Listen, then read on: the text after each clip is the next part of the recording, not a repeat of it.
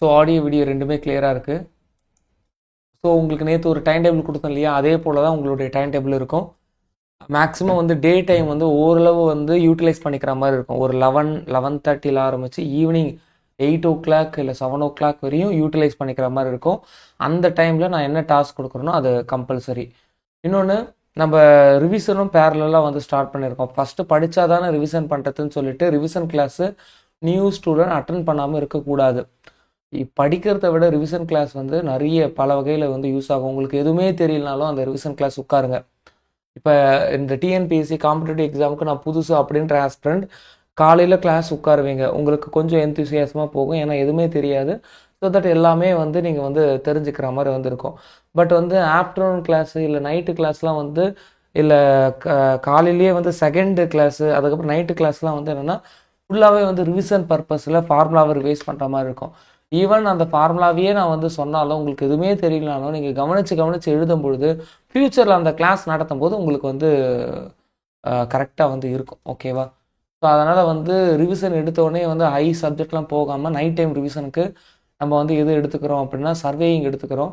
So surveying இப்போ தான் வந்து ஃபீல்ட் சர்வே டிராஃப்ட்மேன் எக்ஸாம் எழுதிட்டு வந்ததுனால அது ஓரளவு வந்து உங்களுக்கு இருக்கும். தட் மீன்ஸ் அதுக்கான கிளாஸஸும் வந்து ஃப்யூச்சரில் அவைலபிளாக இருக்கும். இப்போவுமே அதுக்கான கிளாஸஸ் வந்து உங்களுக்கு ஆப்லேயும் அவைலபிளாக இருக்குது, வெப்சைட்லேயும் அவைலபிளாக இருக்குது. வெப்சைட்டில் ஆக்சஸ் வந்து கொடுத்துருப்போம், போய் பாருங்கள். பியூர்லி ஜேடிஓ மட்டும் ஜாயின் பண்ணவங்களுக்கு ஜிஎஸ்க்கான அத்தனை கிளாஸும் வெப்சைட்டில் வந்து இருக்குது. டிஎன்பிஎஸ்சி ஜென்ரல் ஸ்டடீஸ் அதுக்குள்ளே போய் பார்த்தீங்கன்னா ஜென்ரல் ஸ்டடீஸ் ரிலேட்டடாக பாலிட்டி, ஹிஸ்ட்ரி, எக்கனாமி அதுக்கான ஃபுல் கிளாஸும் அவைலபிளாக இருக்குது. பட் டிஎன்பிஎஸ்சி ஜேடிஓ மட்டும் ஜாயின் பண்ணவங்களுக்கு டெக்னிக்கல் கிளாஸ் எதுவுமே அவைலபிளாக இருக்காது. டிஎன்பிஎஸ்சி ஜேடிஓக்குள்ளே போய் பார்த்தீங்கன்னா ஒரே ஒரு வீடியோ மட்டும்தான் இருக்கும். நீங்கள் ஃபவுண்டேஷன் 25க்குள்ளே போக முடியாது, ரெஸ்ட்ரிக்டட் அப்படின்னு வரும். டிஎன்பிஎஸ்சி ஜேடிஓ மட்டும் ஜாயின் பண்ணவங்க ஆப்பை யூட்டிலைஸ் பண்ணிக்கலாம். டெஸ்ட் பேட்ச் எழுதக்கூடிய அந்த ஆப்பில் போய் பார்த்தீங்கன்னா ஊக்கமுடைமை 3.0ல் ஹைட்ராலிக்ஸு ஒரு 4 யூனிட் 5 யூனிட் கம்ப்ளீட்லி வந்து தரவு பண்ணி உள்ளே வந்து ரெக்கார்டு வீடியோவாக இருக்குது. அது வேணால் முன்னாடியே போய் பார்க்கலாம். ஓகேங்களா? ஜேஇ ஜேடிஓ கம்பைண்டாக ஜாயின் பண்ணவங்களுக்கு ஃபவுண்டேஷன் கோர்ஸில் என்னெல்லாம் கொடுக்குறோமோ அது அத்தனையும் இப்போயே கொடுத்தாச்சு. 6 month வேலிடிட்டி, அது வந்து 6 month வேலிடிட்டி இருக்கிற மாதிரி ஒரு ஃபவுண்டேஷன் பேட்ச் அப்படின்ற மாதிரி அசியூம் பண்ணிக்கோங்க. ஓகேவா? ஸோ எஃபெக்டிவாக வந்து யூட்டிலைஸ் பண்ணிக்கோங்க. நம்ம கிளாஸை ஸ்டார்ட் பண்ணலாம். ஸோ இப்போ ஒரு 2 hours 7 to 9 o'clock வரையும் நம்ம சாயில் மெக்கானிக்ஸ் பார்க்கலாம். தென் அதுக்கப்புறம் 10 to 11:30 சாயில் மெக்கானிக்ஸில் இப்போ பார்த்த விஷயங்களே கொஸ்டின் மட்டும். ஸோ அந்த கிளாஸ் வந்து ரிப்பீட் கிளாஸ் போல், ரிவிஷன் கிளாஸ் போல் அந்த இதில் வந்து ஃபார்முலா மட்டும், அந்த ஃபார்முலா வந்து ஃபஸ்ட்டு யூனிட் மட்டும் இல்லாமல் ஃபஸ்ட்டு, செகண்டு, தேர்டு இது மாதிரி வந்து அடுத்தடுத்த யூனிட்டும் நம்ம வந்து பார்க்குற மாதிரி இருக்கும். அது உங்களுக்கு ஃபஸ்ட் யூனிட் ஃபெமிலியராக இருக்க மாதிரி இருக்கும், செகண்ட் தேர்ட்லாம் வந்து ஃபெமிலியர் இல்லாத மாதிரி இருக்கும். பட் இல்லைனாலும் அதில் நீங்கள் வந்து உட்காந்து பார்க்கணும். ஓகேவா? பாருங்கள், அந்த செகண்ட் தேர்ட் யூனிட்லாம் வந்து கண்டென்ட் எங்கே போய் படிக்கணும் முன்னாடியே நீங்கள் படிக்கிறீங்க அப்படின்னா அதையும் நான் சொல்கிறேன். பட் நாளைக்கும் கிளாஸஸ் இருக்கும், அதையும் நம்ம வந்து பார்த்துக்கலாம். ஸோ அவ்வளோதானா? எல்லோரும் வந்தாச்சா? ஸ்டார்ட் பண்ணலாமா? மொத்தமே 19-20 பேர் தான் இருக்கீங்க. ஓகே, பரவாயில்ல. 50 பேர் இருக்கக்கூடிய குரூப்லேருந்து மொத்தம் 20 பேர் தான் வந்து அட்டன் பண்ணுறீங்க. ஓகே சரி, ஓகே, குட், ஃபைன். ஓகே, இதுவரை எதுவுமே படிக்கலை, 0 அப்படின்ற கேண்டிடேட், இல்லை இதுவரையும் நான் வந்து படிச்சிருக்கேன் பட் ஃப்ரெஷ்ஷாக ஸ்டார்ட் பண்ணணும் அப்படின்ற கேண்டிடேட்டுக்கு இன்னிலேருந்து நான் என்னெல்லாம் சொல்கிறேனோ அதை அத்தனையும் ஃபாலோ பண்ணுங்கள். இன்னிலேருந்து ஒரு கிளாஸும் மிஸ் பண்ண வேண்டாம். அதை ஃபாலோ பண்ணிகிட்டே வந்தீங்கன்னா இப்போ நான் அடித்து எழுதி வைக்கிறேன், நல்லா புரிஞ்சுக்கோங்க. நெக்ஸ்ட் வீக், இன்றைக்கி நம்ம வந்து என்ன எதில் இருக்கோம், வெட்னஸ்டே இருக்கோம். நெக்ஸ்ட் வீக் ஃப்ரைடேக்குள்ளே சாயில் மெக்கானிக்ஸை நம்ம வந்து முடிச்சிருவோம். ஓகேவா? சர்வேயிங் ரிவிஷன் கிளாஸும் முடிச்சிருவோம். சர்வேயிங்கும் படிக்க வச்சுருவோம், சாயில் மெக்கானிக்ஸும் படிக்க வச்சுருவோம். டோன்ட் வரி, ரெண்டுமே ரொம்ப தரவாக உங்களால் படிக்க முடியும். ஓகேவா? இது ஹைப்ரிட் மோடில் போக போகுது. ஸோ சர்வேயிங், சாயில் மெக்கானிக்ஸ் ரெண்டுமே நம்மளால் படித்து முடிக்க முடியும். ஓகேவா? நான் பேசுகிற சென்ஸ் வந்து புரியுதா? யாராவது 0லேருந்து ஸ்டார்ட் பண்ணுற மாதிரி உங்களுக்கு ஃபீலிங் இருந்தது அப்படின்னா ஓகேவா, கண்டிப்பாக இன்னிலிருந்து படிங்க. சர்வேயிங், சாயில் மெக்கானிக்ஸ் நம்மளால் வந்து ரெண்டுமே வந்து கம்ப்ளீட் பண்ணிட முடியும் அப்படின்றத நான் சொல்கிறேன். Okay, very good. Okay, surveying night நான் ரிவிஷன் கொடுக்குறேன் அப்படின்னா உங்களுக்கு அதுக்கப்புறம் நான் நைட்டே சொல்லிடுவேன், உங்களுக்கு ஒரு டைம் கொடுத்துருவேன். என்ன டைம் கொடுத்துருவேன்? நைட்டு நான் நம்ம ரிவிஷன் கிளாஸ் முடித்ததுக்கப்புறம் போய் ஆப்பில் ஊக்கமுடைமை 3.0 இருக்கு இல்லையா, அந்த ஊக்கமுடைமை 3.0 அப்படின்ற அந்த ஃபோல்டரை வந்து டச் பண்ணுங்க. அதில் வீடியோ அண்ட் லெசனில் fluid mechanics, surveying, structure analysis, strength of material, யாரெல்லாம் வந்து நியூ ஸ்டூடெண்ட்டோ அதுக்குள்ள சர்வேயிங் அப்படின்ற அந்த ஒரு டாபிக் நீங்கள் எடுத்தீங்கன்னா அதில் சைன் சர்வேயி, அப்புறம் காம்பஸ் சர்வேயிங், நம்ம நைட்டு என்ன ரிவிஷன் கொடுக்குறோமோ அதை போய் நீங்கள் வந்து படிச்சுக்கலாம். கண்டிப்பாக டெஃபினட்டாக லைவ் கிளாஸஸ் இருக்கும். பட் நீங்கள் வந்து முன்னோக்கி போகணும் அப்படின்னு ஆசைப்பட்றீங்கன்னா அவங்களுக்காக நான் இதை சொல்கிறேன். இது அவ்வளோதான். 26 மெம்பர் இருக்கீங்க. இப்போ நான் ஸ்டார்ட் பண்ணால் கரெக்டாக இருக்கும் அப்படின்னு நான் நம்புகிறேன். ஆடியோ வீடியோ ரெண்டுமே வந்து கிளியராக இருக்கு இல்லையா, இல்லை எந்த இஷ்யூ இல்லையா? 26 பேர் இருக்கீங்க. Clear clear clear. Okay, good, fine. சரி, ஓகேம்மா. இன்னிலேருந்து ஓகே, குட், ஃபைன்.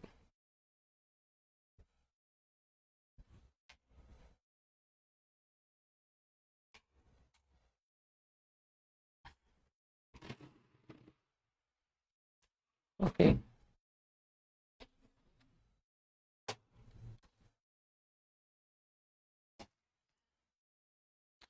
ஸோ இப்போ நான் வந்து 2 கோட் காட்டுறேன். நம்ம முழுக்க முழுக்க ஜேடிஓக்கு ஃபோக்கஸ் பண்ணலாம். ஏஇ ஸ்டூடெண்ட் என்ன பண்ணணும், ஏஇக்கும் ஃபோக்கஸ் பண்ணுறவங்க என்ன பண்ணணும் அப்படின்றத நான் சொல்கிறேன். ஓகேவா? இப்போ நான் 2 சிலபஸ் காட்டுறேன். இது வந்து காமனாக ஹைவே டிபார்ட்மெண்ட் இவங்களாம் வந்து எழுதக்கூடிய சிலபஸ். இதில் யூனிட் 4ல் டிரான்ஸ்போர்ட்டேஷன் இன்ஜினியரிங் இருக்கும். இதில் 2 செக்மெண்ட்டாக வந்து பிரிச்சிருப்பாங்க. ஒன்று வந்து பார்த்தீங்கன்னா ஹைவே இன்ஜினியரிங். அந்த ஹைவே இன்ஜினியரிங்கும் சிலபஸில் வந்து என்னென்னா ஆடண்டம் இருக்குது. ஓகேவா? ரயில்வே இன்ஜினியரிங் இந்த வாட்டி வந்து புதுசாக வந்து ஆட் பண்ணியிருக்காங்க. ஸோ ஜேடிஓ படிக்கிறவங்க ரயில்வே இன்ஜினியரிங் படிக்கணும். ஸோ இந்த 4th யூனிட்டில், ஓகே, இந்த 4th யூனிட்டில் அந்த முழுக்க முழுக்க ஹைவே அப்படின்னு நம்ம வந்து சொல்லிட முடியாது. இதுக்கு இடையில நடுவில் சாயில் மெக்கானிக்ஸை வந்து கொடுத்துருப்பாங்க. எப்படி கொடுத்துருக்காங்க அப்படின்னா 3 phase சிஸ்டம் அப்படின்னு சொல்லிட்டு இதோடைய இன்ட்ரோ வந்து ஸ்டார்ட் ஆகுது. So soil mechanics as 3 phase system, grain size classifications, Atterberg limit, IS classifications of soil. Okay, so இன்னைக்கு 2வது பார்ட் இருக்குல்ல, ரிவிஷன் கிளாஸ்ன்னு போட்டிருக்கோம் இல்லையா, 10 to 11:30, அதில் வந்து இதுக்கான அத்தனை ஃபார்முலாவும் நம்ம வந்து பார்த்துரும். ஸோ 2 செஷனும் வந்து வெயிட் பண்ணுங்க. ஸோ இங்கே வந்து பார்த்தீங்க அப்படின்னா சாயில் மெக்கானிக்ஸ் ஏஇக்கான சிலபஸை நீங்கள் கம்பேர் பண்ணும்பொழுது ஜேடிஓக்கான சிலபஸ் ரொம்பவே வந்து கம்மி தான். பட் இதை விட இதில் வந்து அடுத்த சிலபஸ்க்கு 509 architect, that means PWD candidate எழுதக்கூடிய இதில் வந்து பார்த்தீங்கன்னா 10th யூனிட்ல சப்டிவிஷனாக 2ஆக வந்து பிரிச்சிருக்காங்க, hydraulic engineering and soil mechanics. இதில் வந்து பார்த்தீங்க அப்படின்னா சாயில் மெக்கானிக்ஸில் 3 phase சிஸ்டம், அதாவது இதுக்கு ப்ரீவியஸில் பார்த்த அதே 443 கோடில் இருக்கக்கூடிய அதே 3 phase system, grain size classifications, Atterberg limit, properties, IS classification of soil, compaction, CS strength. ஒன்னே ஒன்று மட்டும் எக்ஸ்ட்ராவாக ஆட் ஆயிருக்கு. இங்கே பாருங்க, இதில் இல்லாத ஒன்று அதில் வந்து ஆட் ஆயிருக்கு. இல்லை அப் டு சிஎஸ் ஸ்ட்ரென்த் வரையும் கொடுத்துருக்காங்க. ஓகேவா? 3 phase சிஸ்டத்தில் ஆரம்பித்து சிஎஸ் ஸ்ட்ரென்த் வரையும் கொடுத்துருக்காங்க. இங்கே எக்ஸ்ட்ரா என்ன ஆட் ஆயிருக்கு அப்படின்னா சேஃப் பியரிங் கெப்பாசிட்டி ஆட் ஆயிருக்கு. ஓகே, அப்போ அப் டு நம்ம சேஃப் பியரிங் கெப்பாசிட்டி வரையும் நீங்கள் ஜேடிஓ ஃபோக்கஸ் பண்ணுறீங்கன்னா இது வரையும் நீங்கள் வந்து படிக்கணும். பட் இன்கேஸ் நீங்கள் வந்து ஏஇ வந்து நீங்கள் வந்து ப்ரிப்பேர் பண்ணுறீங்க அப்படின்னா, ஏஇ நம்ம வந்து சொல்கிறது இந்து அறநிலையத்துறை இல்லாத மற்ற. சரி, நான் வந்து காட்டிடுறேன். இதில் Jio technical engineering and highway engineering சேர்த்து வந்து கொடுத்துருக்காங்க இல்லையா. இப்போ இதில் இருக்கக்கூடிய சிலபஸும் ஏஐக்கான சிலபஸும் ஆல்மோஸ்ட் வந்து சேமாக தான் வந்துருக்கு. இதில் வந்து பார்த்தீங்கன்னா நீங்கள் வந்து பார்த்தீங்கன்னா டைப்ஸ் ஆஃப் சாயிலுக்கான கிளாசிஃபிகேஷன்ஸ், அதுக்கப்புறம் அட்டபர்க் லிமிட், 3 phase டயக்ராம், அதில் வந்து காம்பாக்ஷன்ஸ் இருக்கும். இங்கே காம்பாக்ஷனோட சேர்த்து கன்சாலிடேஷனும் சேர்த்துருக்காங்க, சிஎஸ் ஸ்ட்ரென்த் இருக்குது. ஸோ அதுக்கப்புறம் சாயிலுக்கான ஸ்டெபிலைசேஷன்ஸ் இருக்குது. ஓகேவா? ஸோ சாயிலுக்கான ஃபவுண்டேஷன் இன்ஜினியரிங் சேர்ந்துடும். ஓகேவா?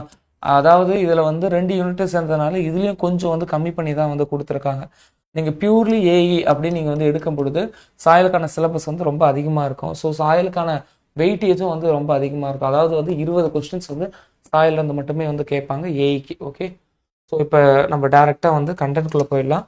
இப்போ நம்ம முதல்ல ஒரு 4 டாபிக் மட்டும் நம்ம வந்து ஃபோக்கஸ் பண்ண போகிறோம் அடுத்த 2 நாளில். எது அப்படின்னா 3 phase system, and then classifications, Atterberg limit, அதுக்கப்புறம் காம்பாக்ஷன், சிஎஸ் ஸ்ட்ரென்த். ஓகேவா? இது அத்தனையுமே ஒரு 4 to 5 டேஸ்க்குள்ளே இல்லை 4 டேஸ்க்குள்ளே நம்ம வந்து தெளிவாகவே வந்து பார்க்க போகிறோம். ஏஇ ஜேடிஓ 2 பாயிண்ட் ஆஃப் வியூலையும் நம்ம வந்து பார்க்க போகிறோம்.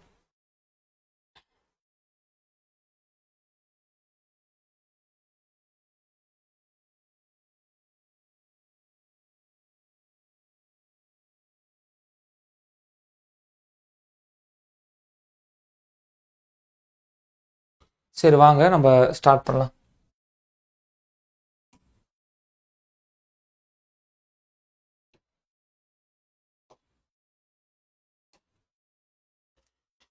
ஸோ சாயில் மெக்கானிக்ஸை பொறுத்தவரையும் சாயில் மெக்கானிக்ஸை நீங்கள் ஏஐ பாயிண்ட் ஆஃப் வியூவில் எப்படி படிப்பீங்கன்னா 3 கேட்டகரியாக வந்து பிரித்து படிப்பீங்க. ஸோ எந்தெந்த சப்ஜெக்ட் எல்லாத்தையும் மெக்கானிக்ஸ் அப்படின்றது வருது அப்படின்றத புரிஞ்சுக்கோங்க. சாயில் மெக்கானிக்ஸ், ஓகேவா, fluid mechanics, fluid mechanics. So எப்போல்லாம் வந்து இந்த மெக்கானிக்ஸ் அப்படின்ற அந்த வார்த்தை வந்து வருதோ அப்போல்லாம் அதுக்கான என்ன அர்த்தம் அப்படின்றத நான் சொல்கிறேன். So something dynamic, not static. டைனமிக்னா என்ன? மூவ் ஆகிட்டு இருக்கிறது அப்படின்னு அர்த்தம். ஒரு ஃபோர்ஸ் அப்ளை பண்ணுறீங்க, அந்த ஃபோர்ஸ் அப்ளை பண்ணும் பொழுது அந்த ஃபோர்ஸ்னால அந்த ஒரு பொருள் என்ன ஆகுது, அதுதான் வந்து டைனமிக்ஸ். ஸோ எக்ஸாம்பிள் சாயில் மெக்கானிக்ஸில் சாயில் மேலே ஃபோர்ஸ் அப்ளை பண்ணுறீங்க, இந்த ஃபோர்ஸ்னால சாயில் எப்படி பிஹேவ் பண்ணுது. ஃப்ளூயிட் மெக்கானிக்ஸில் ஃப்ளூயிட் மேலே ஃபோர்ஸ் அப்ளை பண்ணுறீங்க, இந்த ஃபோர்ஸ்னால ஃப்ளூயிட் வந்து என்ன பண்ணுது, இதுதான் வந்து ஃப்ளூயிட் மெக்கானிக்ஸ். அதே போல் ஸ்ட்ரென்த் ஆஃப் மெட்டீரியல், இந்த ஸ்ட்ரென்த் ஆஃப் மெட்டீரியல் ஆல்சோ இதே தான்.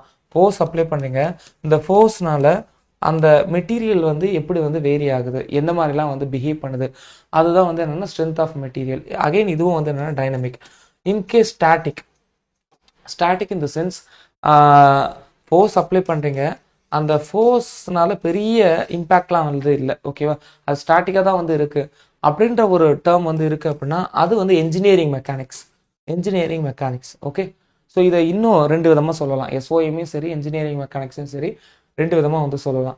எப்படி 2 விதமாக சொல்கிறேன் அப்படின்னா, ஒரு பொருள் வந்து மூவ் ஆகலை, இல்லைனா ஒரு பொருள் வந்து ரிஜிட்டாக இருக்குது, ஒரு பொருள் ரிஜிட்டாக இருக்குது அப்படின்னா அந்த ரிஜிட்டாக இருக்கக்கூடிய ஒரு ஆப்ஜெக்ட் மேலே நம்ம வந்து ஃபோர்ஸ் வந்து அப்ளை பண்ணுறோம். அப்போ ரிஜிட்டாக இருக்கக்கூடிய ஒரு ஆப்ஜெக்ட் மேலே ஃபோர்ஸ் வந்து அப்ளை பண்ணுறோம், ஃபிக்ஸடாக இருக்கக்கூடிய ஒரு ஆப்ஜெக்ட் மேலே ஃபோர்ஸ் வந்து அப்ளை பண்ணுறோம். அப்போ அந்த ஆப்ஜெக்ட்கான பிஹேவியர் எல்லாத்தையும் படிக்கிறது இன்ஜினியரிங் மெக்கானிக்ஸில் வந்து படிப்போம். இன்கேஸ் ஃப்ளெக்சிபிளாக மூவ் ஆகக்கூடிய இல்லை வளையக்கூடிய ஒரு ஆப்ஜெக்ட் மேலே ஃபோர்ஸ் வந்து நம்ம வந்து அப்ளை பண்ணுறோம் அப்படின்ற ஒரு சினாரியை வந்து எடுத்துக்கலாம். ஸோ எக்ஸாம்பிள் ஒரு ராடு இருக்குது, அதில் வந்து என்னென்னா ஃபோர்ஸ் வந்து அப்ளை பண்ணுறோம், இந்த ராடு வந்து நல்லா எலாங்கேட் ஆகுது. தட் மீன்ஸ் வந்து இதில் வந்து எக்ஸ்டென்ஷன் வந்து இருக்குது, ஸ்ட்ரெயின் வந்து இருக்குது அப்படின்னா அது வந்து என்னென்னா ஸ்ட்ரென்த் ஆஃப் மெட்டீரியல். அப்போ ஸ்ட்ரென்த் ஆஃப் மெட்டீரியல் இன்ஜினியரிங் மெக்கானிக்ஸை நம்ம வேறு விதமாகவும் சொல்லலாம். எந்த விதமாக சொல்லலாம் அப்படின்னா, ரிஜிட்டாக இருக்கக்கூடிய மெட்டீரியல் மேலே ஃபோர்ஸ் அப்ளை பண்ணும்பொழுது அதோடைய பிஹேவியரை பற்றி பார்க்கறது இன்ஜினியரிங் மெக்கானிக்ஸ். ஃப்ளெக்சிபிளாக இல்லை கொஞ்சம் வந்து ஸ்ட்ரெயின் அலௌடாக இருக்கக்கூடிய மெட்டீரியல் மேலே ஃபோர்ஸ் அப்ளை பண்ணி அதோட பிஹேவியரை பார்க்கறது வந்து என்னென்னா ஸ்ட்ரென்த் ஆஃப் மெட்டீரியல். இப்படி நம்ம வந்து சப்ஜெக்டை வந்து முதல்ல வந்து வேரி பண்ணிக்கலாம். இதில் நம்ம இன்றைக்கி வந்து பார்த்து டீகோட் பண்ணுறதை வந்து பார்த்திங்க அப்படின்னா சாயில் மெக்கானிக்ஸ், ஓகே. இந்த சாயில் மெக்கானிக்ஸை நம்ம வந்து 3 கேட்டகரியாக நம்ம வந்து பிரிக்கலாம். முதல்ல வந்து சாயிலுக்கான பேசிக் ப்ராப்பர்ட்டிஸ், ஓகேவா. ஸோ சாயிலுக்கான பேசிக் ப்ராப்பர்ட்டிஸ் ஒன்று. அதுக்கப்புறம் வந்து பார்த்தீங்கன்னா இன்டெக்ஸ் ப்ராப்பர்ட்டி, ஓகேவா, index properties and then engineering property. இதை மாதிரி வந்து ஒரு 3ஆக வந்து பிரிக்கலாம், ஓகேவா, இன்ஜினியரிங் ப்ராப்பர்ட்டிஸ். ஸோ பேசிக் ப்ராப்பர்ட்டிஸ்னால் என்ன அப்படின்னா, இப்போ ஒரு ஹியூமன் அப்படின்னா என்ன, ஹியூமன் அப்படின்னா கண்ணு காது மூக்கு எல்லாமே வந்து இருக்கக்கூடியவன் தான் வந்து ஹியூமன். அப்படி வந்து பேசிக்காக வந்து ஹியூமனுக்கான ஃபிசிக்கை வந்து டிஃபைன் பண்ணுங்க அப்படின்னு சொல்ல நம்ம வந்து சொல்கிறோம் இல்லையா, அதான் வந்து இங்கே வந்து பேசிக் ப்ராப்பர்ட்டியில் நான் வந்து சேர்க்குறேன், ஓகே. இன்கேஸ் வந்து what is mean by index property, index finger சுட்டி காட்டக்கூடிய ஆள்காட்டி விரல். இன்டெக்ஸ் ப்ராப்பர்ட்டினா என்னன்னா, அதே ஹியூமனை ஃபர்தராக வந்து கேட்டகரைஸ் பண்ணுறோம். இவன் தமிழன், இவன் வந்து தெலுங்கு, இவன் கன்னடன், இல்லைனா இப்படி இவங்க வந்து ஹிந்து, இவங்க வந்து கிறிஸ்டின், இவங்க வந்து முஸ்லீம். ஸோ ஹியூமன் தான், பட் அதுவே வந்து ஃபர்தராக சப்டிவைட் பண்ணுறோம் இல்லையா, அதுதான் வந்து என்னென்னா இங்கே வந்து இன்டெக்ஸ் ப்ராப்பர்ட்டி. இப்போ பேசிக் ப்ராப்பர்ட்டினா வந்து என்னென்னா, சாயில் அப்படின்னு எடுத்தாலே சாயிலுக்குள்ளே என்னெல்லாம் இருக்கலாம், சாயிலுக்குள்ளே வாட்டர் இருக்கலாம், அந்த சாயிலுக்குள்ளே வாட்டர் இருக்கிறதுனால void ratio, porosity, degree of saturations, இது போல் நம்ம வந்து சாயிலுக்குள்ளே சின்ன சின்ன ப்ராப்பர்ட்டியை நம்ம சொல்லலாம். நீங்கள் களிமண் எடுத்தாலும் அதுலேயும் ஒரு வாய்ட் ரேஷியோ, போரோசிட்டி எல்லாமே இருக்கும். நீங்கள் செம்மண் எடுத்தாலும் இல்லைனா வந்து மணல் எடுத்தாலும் அதுலேயும் வாய்ட் ரேஷியோ, போரோசிட்டி எல்லாமே வந்து இருக்கும். ஆப்பிரிக்கன் இல்லை இந்தியன், தமிழன் நீங்கள் யார் எடுத்தாலுமே கண்ணு காது மூக்கு எல்லாமே வந்து ஆல்மோஸ்ட் வந்து சேம் தான், அதே போல தான். அப்போ இந்த void ratio, porosity, degree of saturations இது எல்லாத்தையும் பற்றி பேசுகிறோம் அப்படின்னா அது வந்து பேசிக் ப்ராப்பர்ட்டி, சாயலுக்கான பேசிக் ப்ராப்பர்ட்டி. இன்டெக்ஸ் ப்ராப்பர்ட்டினா என்னென்னா, சாயலை நம்ம வந்து வகைப்படுத்துகிறோம், இனப்படுத்துகிறோம். அப்படி எப்படி வந்து இனப்படுத்தலாம் இல்லை எப்படி வந்து வகைப்படுத்தலாம் அது வந்து பேசுறது தான் வந்து என்னன்னா இன்டெக்ஸ் ப்ராப்பர்ட்டி. ஓகேங்களா? சாயில் வந்து மெஜாரிட்டியாக வந்து என்னன்னா நம்ம வந்து சாண்டு அப்புறம் கிளேன்னு நம்ம வந்து பிரிக்கிறோம். எப்படி ஒரு சாயிலை வந்து சாண்ட் அப்படின்னு நம்ம வந்து சொல்லலாம், எப்படி ஒரு சாயிலை நம்ம வந்து கிளே அப்படின்னு நம்ம வந்து சொல்றோம். அப்ப அதுக்குன்னு வந்து என்னன்னா சில ப்ராப்பர்ட்டி நம்ம வந்து படிக்கிறோம். அதுதான் வந்து இன்டெக்ஸ் ப்ராப்பர்ட்டி. பெஸ்ட் எக்ஸாம்பிள் வந்து என்னன்னா அட்டர்பர்க் லிமிட். அட்டர்பர்க் லிமிட் வந்து எதை பத்தி பேசுது அப்படின்னா, வாட்டர் வந்து நீங்க வந்து கொடுக்க கொடுக்க சாயலுடைய பிஹேவியர் வந்து எப்படி வந்து வேரி ஆகுது, வாட்டர் ஆட் பண்ண அதோடைய வால்யூம்ல எவ்வளோ சேஞ்சஸ் இருக்கு, இதெல்லாத்தையும் வச்சு அட்டர்பர்க் லிமிட்டை வந்து நம்ம வந்து கேட்டகரைஸ் பண்ணுவோம். ஓகேவா? தென் வந்து என்னன்னா அது சாண்டா சில்ட்டா கிளேவா அப்படி நம்ம வந்து கிளாஸிஃபை பண்ணுவோம். அவனை சுட்டி காட்டுறது, ஃபர்தரா வந்து சப்டிவைட் பண்றது, அதான் வந்து index property. And then engineering ப்ராப்பர்ட்டியை பொறுத்தவரையும் வென் அப்ளைட் லோட், நான் இப்போ சொன்னதான் சாயில் மெக்கானிக்ஸ்க்கான டெஃபினேஷன் சொன்னதான், ஒரு ஃபோர்ஸ் அப்ளை பண்ணும் பொழுது அந்த ஃபோர்ஸ்னால இந்த சாயலுக்கான ப்ராப்பர்ட்டிஸ் எப்படி வேரி ஆகுது, தட் மீன்ஸ் எந்த ப்ராப்பர்ட்டி, இன்டெக்ஸ் ப்ராப்பர்ட்டி எப்படி வேரி ஆகுது, இல்லை பேசிக் ப்ராப்பர்ட்டி எப்படி வேரி ஆகுது, ஒரு ஃபோர்ஸ் அப்ளை பண்ணுறதுனால வாய்ட் ரேஷியோ எப்படி குறையுது எப்படி அதிகமாகுது, போரோசிட்டி எப்படி குறையுது எப்படி அதிகமாகுது, டிகிரி ஆஃப் சேச்சுரேஷன்ஸ் எது போல வந்து சேஞ்ச் ஆகுது, ஃபோர்ஸ் அப்ளை பண்ணுறதுனால பார்ட்டிகளோட சைஸ் உடையுதா கூடுதா, அப்போ ஒரு ஃபோர்ஸ் அப்ளை பண்ணுறதுனால இந்த ப்ராப்பர்ட்டி எல்லாம் எப்படி வந்து வேரி ஆகுது அப்படி நம்ம வந்து பார்க்கறது இன்ஜினியரிங் ப்ராப்பர்ட்டி. இது மூணுமே சேர்ந்து தான் வந்து சாயில் மெக்கானிக்ஸ். இதோடு சேர்ந்து நம்ம வந்து எது படிப்போம் அப்படின்னா ஃபவுண்டேஷன் இன்ஜினியரிங் நம்ம வந்து படிப்போம். ஓகேவா? இன் திஸ் ஃபவுண்டேஷன் இன்ஜினியரிங்ல நம்ம வந்து என்ன பார்ப்போம் அப்படின்னா, ஒரு லோடை எப்படி சாயில் வந்து தாங்குது. ஓகேங்களா? லோடோடைய கெப்பாசிட்டி, லோடை வந்து எப்படி தாங்குது. ஓகேவா? Not vertical. ஓகேங்களா? நீங்கள் வந்து என்னன்னா முழுக்க மண் வந்து இங்கே வந்து கொட்டி வைக்கிறீங்க. அப்படி கீழே வந்து வெர்டிக்கலாக வந்து ஒரு லோடு வந்து ஆக்ட் ஆகும் பொழுது கீழே இருக்கக்கூடிய அந்த தரை வந்து அந்த மண்ணை வந்து எப்படி வந்து தாங்குது அப்படின்றத நம்ம வந்து பார்க்குறோம். ஒன்று. ரெண்டாவது பார்த்தீங்க அப்படின்னா வந்து ஹரிசாண்டலி வந்து லோடு வந்து எப்படி தாங்குது. ஹரிசாண்டலி இந்த சென்ஸ் வந்து என்னன்னா, டேம் இருக்குன்னு வச்சுக்கோங்களேன். டேமில் வந்து நம்ம வந்து என்ன பண்ணுறோம், கீழேயும் வந்து லோடு இருக்கு, அதே போல் இங்கே டேம் இருக்குன்னா டேமில் ஹரிசாண்டலாகவும் வந்து என்னன்னா லோடு வந்து ஆக்ட் ஆகுது. அப்போ டேம் வந்து பெஸ்ட் எக்ஸாம்பிளாக நம்ம வந்து சொல்லிக்கலாம். அப்போ ரெண்டு டைரக்ஷன்லையுமே லோடு வந்து எப்படி இருக்கு அப்படின்றது நம்ம வந்து ஹைட்ராலிக்ஸில் வந்து பார்க்குறோம், டேமில் வந்து பார்க்குறோம். கீழே வந்து எப்படி லோடு தாங்குது, அதே போல் ஹரிசாண்டலில் இப்படி போகும்போது எப்படி வந்து அந்த லோடை வந்து இது வந்து தாங்குது அப்படின்ற பார்க்குற அதே சினாரியோ தான் நீங்கள் வந்து சாயில் மெக்கானிக்ஸில் வந்து பார்ப்பீங்க. ஓகேவா? சாயில் மெக்கானிக்ஸில் கீழே எப்படி லோடு தாங்குது, அது வந்து பியரிங் கெப்பாசிட்டி அல்லது சேஃப் பியரிங் கெப்பாசிட்டி, இந்த டாபிக் கீழே வந்து பார்ப்பீங்க. ஹரிசாண்டலில் எப்படி லோடு வந்து தாங்குது அதை வந்து நீங்கள் வந்து எதில் பார்ப்பீங்க அப்படின்னா ரீட்டைனிங் வால் எர்த் ப்ரெஷர் தியரி, இதில் வந்து பார்ப்பீங்க. இந்த ஒரு 2 தியரி வந்து இருக்குது. ஸோ இது தவிர்த்து வந்து நீங்கள் வந்து என்ன பார்க்கலாம் அப்படின்னா சாயிலுக்கான sampling technique is nothing but இதுக்குள்ளே இருக்கக்கூடிய, அதாவது கீழே இருக்கக்கூடிய கிரவுண்ட் லெவலுக்குள்ளே இருக்கக்கூடிய ஒரு பர்டிகுலர் டெப்த்தில் இருக்கக்கூடிய சாயலை நம்ம வந்து எப்படிலாம் வந்து வெளியே எடுக்கலாம் அப்படின்ட்டு சாம்பிளிங் டெக்னிக் பார்ப்பீங்க. அப்போ சாயில் மெக்கானிக்ஸ் ஃபவுண்டேஷன் அப்படின்னு சொல்லிட்டு 2ஆக பிரித்து பார்ப்பீங்க. AE candidate. ஓகேவா? ஜேடிஓக்கு நமக்கு வந்து அந்தளவு டீப்பாக தேவையில்ல. சாயில் மெக்கானிக்ஸில் இருக்கக்கூடிய ஒரு 4-5 டாபிக் மட்டும் தெரிஞ்சால் போதும். ஓகே? ஸோ நான் இப்போ வந்து டாப்பிக்கை டீகோட் பண்ணுறேன், ஏஇக்கான டாப்பிக்கை நான் டீகோட் பண்ணுறேன், புரிஞ்சுக்கோங்க. முதல்ல வந்து சாயலுக்கான ப்ராப்பர்ட்டி படிக்கணும். ஓகேவா? சிலபஸ் சாயலுக்கான ப்ராப்பர்ட்டிஸ் வந்து படிக்கணும். சாயலுக்கான ப்ராப்பர்ட்டிஸ் அப்படின்னா என்ன சார் அப்படின்னா, இது வந்து இன்டெக்ஸ் ப்ராப்பர்ட்டியா இன்ஜினியரிங் ப்ராப்பர்ட்டியான்னு கேட்டால் எதுவுமே இல்லை. இதான் வந்து பேசிக் ப்ராப்பர்ட்டி அப்படின்னா வந்து என்னென்னா, சே எக்ஸாம்பிள் வாய்ட் ரேஷியோ என்ன, போரோசிட்டினா என்ன, டிகிரி ஆஃப் சேச்சுரேஷன் என்ன, ஏர் கண்டென்ட்னா என்ன, இதெல்லாம் வந்து பார்க்குறது சாயலுக்கான பேசிக் ப்ராப்பர்ட்டி.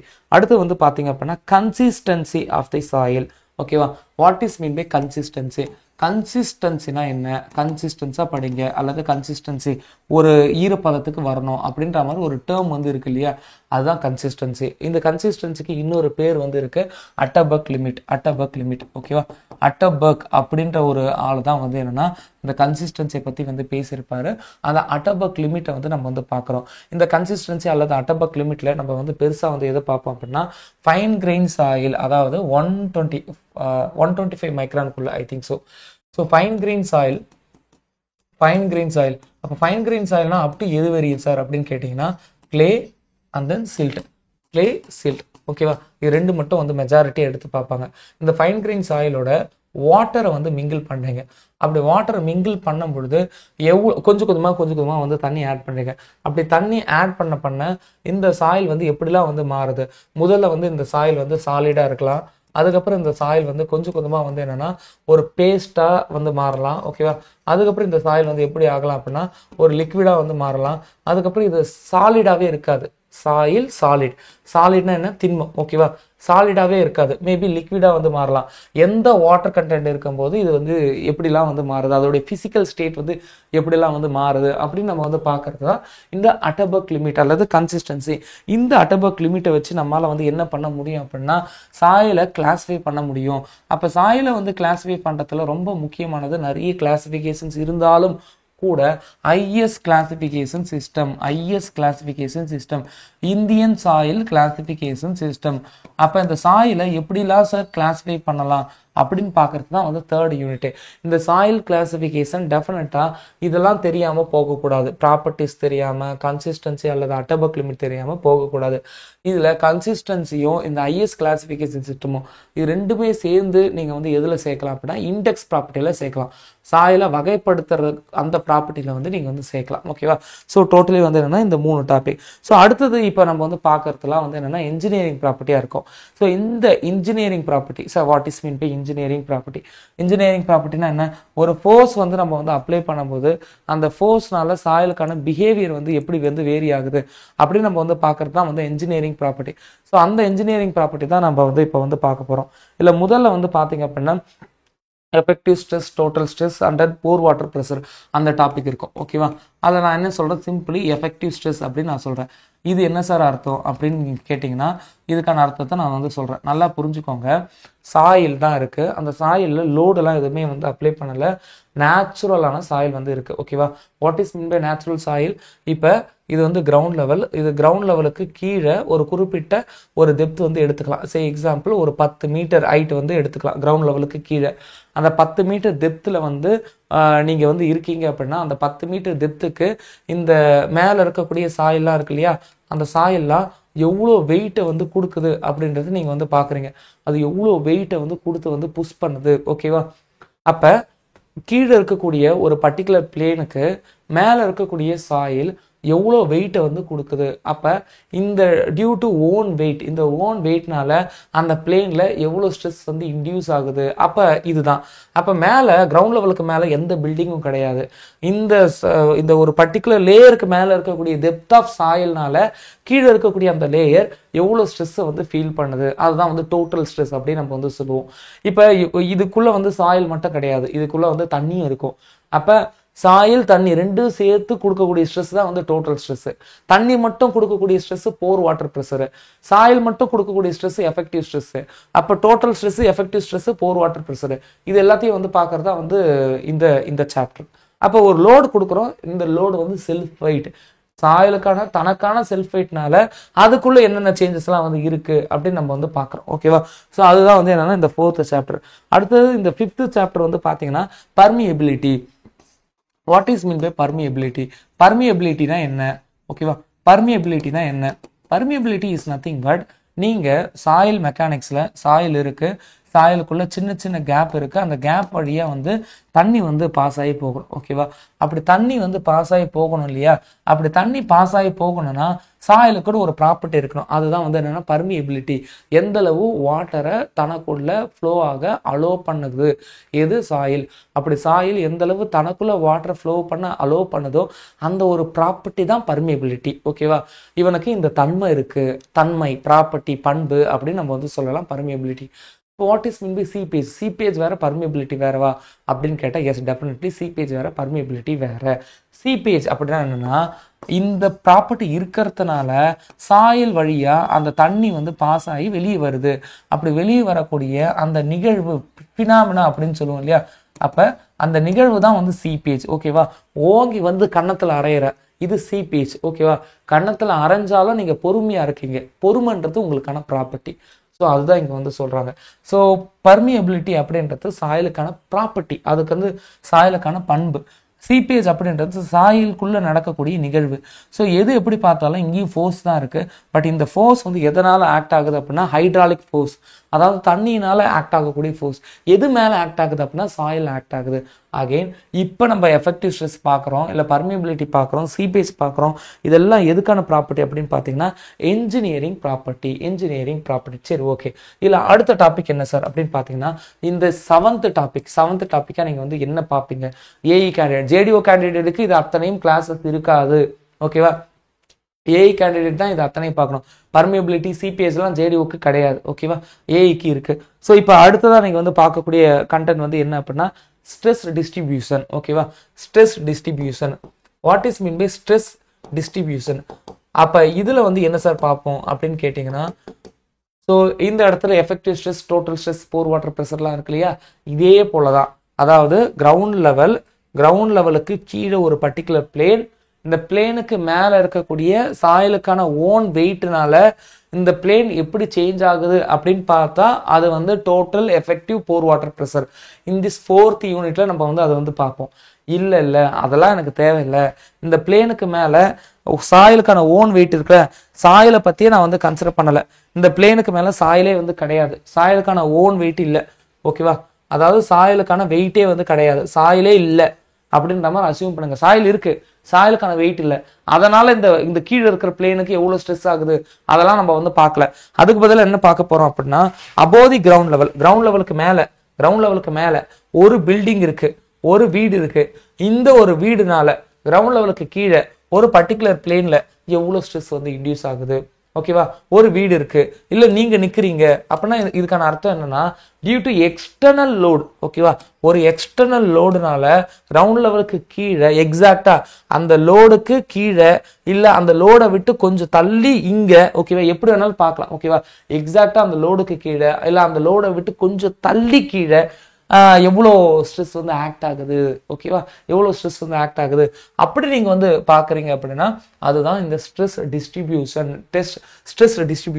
அப்போ இந்த எஃபெக்டிவ் ஸ்ட்ரெஸ்க்கும் ஸ்ட்ரெஸ் டிஸ்ட்ரிபியூஷனுக்கும் வித்தியாசம் இருக்கணும். டியூ டு ஓன் லோடு வேற, டியூ டு எக்ஸ்டர்னல் லோடு வந்து வேற அப்படின்றத புரிஞ்சுக்கோங்க. சரி, ஓகே. அடுத்தது நீங்கள் வந்து பார்க்கக்கூடியது ஜேடிஓவில் இருக்கக்கூடிய ஒரு கண்டென்ட் தான். என்ன அப்படின்னா சாயலுக்கான கம்ப்ரெசிபிலிட்டி. இது வந்து கேட்ல வந்து கம்ப்ரெசிபிலிட்டி அப்படின்ற ஒரு வார்த்தையில வந்து கொடுத்துருப்பாங்க. கம்ப்ரெசிபிலிட்டி நான் ஆல்ரெடி சொன்னிட்டேன். எபிலிட்டி அப்படின்னாலே அது ஒரு பண்பை வந்து குறிக்கக்கூடியது. Permeability, compressibility. பர்மியபிலிட்டினா என்ன? எந்த அளவு ஃப்ளூயிட சாயில் தன்னுடைய வாய்ட் வழியா அலோ பண்ணுதோ அந்த allowing property is nothing but permeability. அதே போல கம்ப்ரெசிபிலிட்டி கிரவுண்ட் லெவலுக்கு கீழே ஒரு பர்டிகுலர் டெப்த் ஆஃப் சாயில் வந்து எடுக்கிறீங்க, மேலே ஒரு லோடு வந்து கொடுக்குறீங்க, பில்டிங் லோடு அல்லது நீங்க ஏதோ ஒரு லோடு கொடுக்குறீங்க. இந்த லோடுனால இந்த சாயில் எந்த அளவு கம்ப்ரஸ் ஆகுது, அப்படி கம்ப்ரஸ் ஆகக்கூடிய எபிலிட்டி